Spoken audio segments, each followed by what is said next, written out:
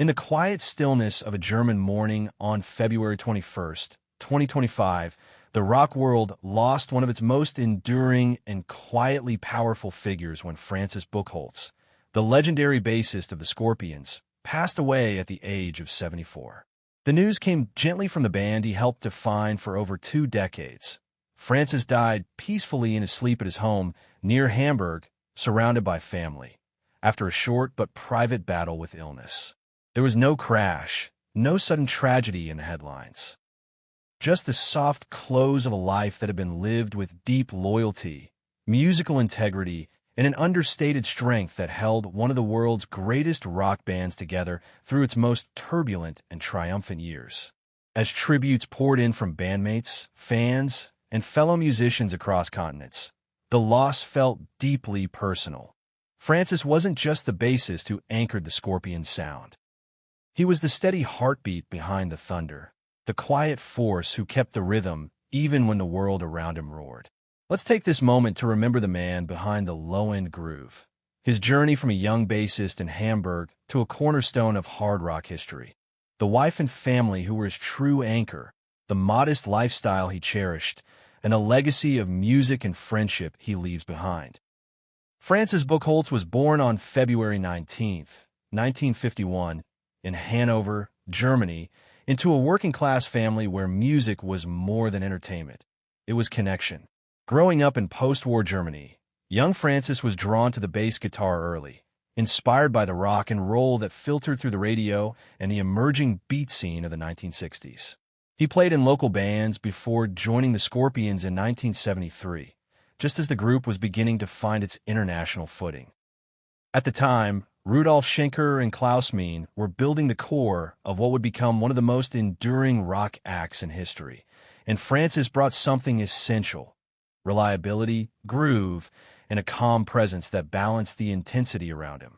He replaced Lothar Heimberg and quickly became the anchor of the rhythm section alongside drummer Herman Rarebell. Over the next 20 years, Francis played on every major Scorpions album from Entrance, 1975, through Crazy World, 1990. Helping craft the band's signature sound, tight melodic, thunderous bass lines that underpinned anthems like Rock You Like a Hurricane, No One Like You, Still Loving You, and Wind of Change. Those years were electric.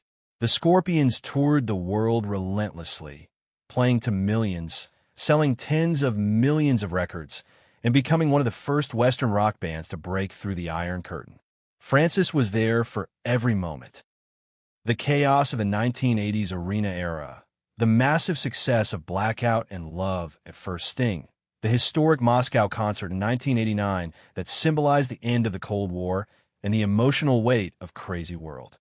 He was never the loudest voice in the band, but his presence was felt in every groove, every live show, every studio session. Behind the scenes, he was the steady hand, reliable, professional, and deeply loyal. When internal tensions rose in the early 1990s, Francis chose to step away in 1992 after the Crazy World Tour, walking out with dignity rather than drama. He later said it was simply time to move on, to explore new paths while the Scorpions continued. His departure marked the end of an era, but his contributions remain etched in every note of the band's golden age. In his personal life, Francis found deep love and stability. He was married to his wife Annette Buchholz for many years, a partnership built on quiet devotion and mutual support.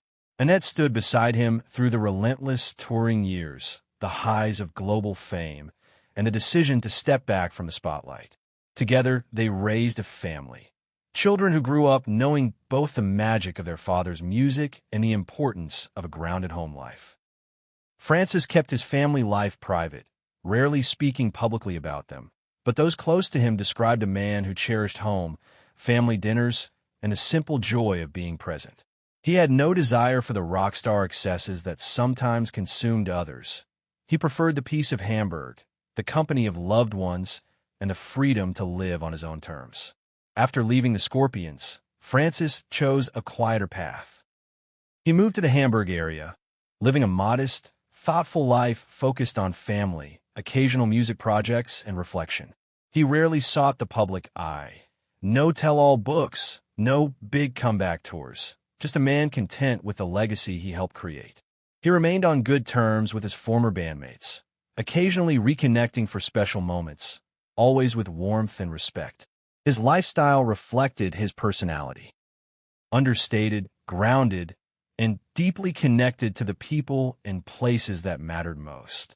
He enjoyed the simple pleasures, time with Annette and their children, walks in the German countryside, listening to music, and staying close to the friends who had shared the journey.